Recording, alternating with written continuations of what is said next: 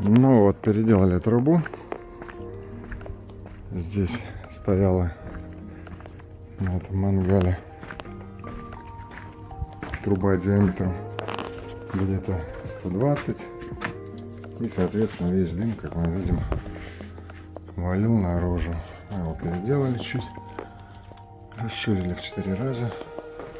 Еще нужно будет потом вот здесь вот выложим стеночку и здесь, чтобы отсечь паразитный воздух, и будет вообще великолепно работать. Вот так вот это выглядит снаружи. Ну, в целом все нормально работает. Ну что ж, дорогие друзья, вот что у нас получилось из того уродства 90-х, что было, которое никогда не работало как нужно. Как вы видите, все здесь, кто пытался этим пользоваться, коптился сам, а не жарил шашлыки.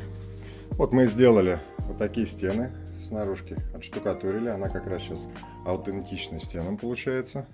Прикольненько, так красивенько. Здесь у нас кирпичная кладка.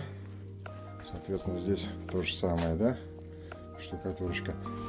Здесь мы сдвинули, то есть продолбили огромным перфоратором и сдвинули туда, приподняли чуть-чуть. Ну и наверху, соответственно, поставили трубу шестерик. Здесь была 120-я труба, то есть в принципе невозможно было.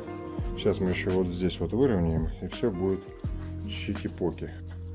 Труба вот, мы сделали шестерик из 120, то есть по сути увеличили то, что было, в 4 раза. Приток воздуха уменьшили в 2 раза. Трубу увеличили в 4 раза. И теперь она будет работать шикарненько.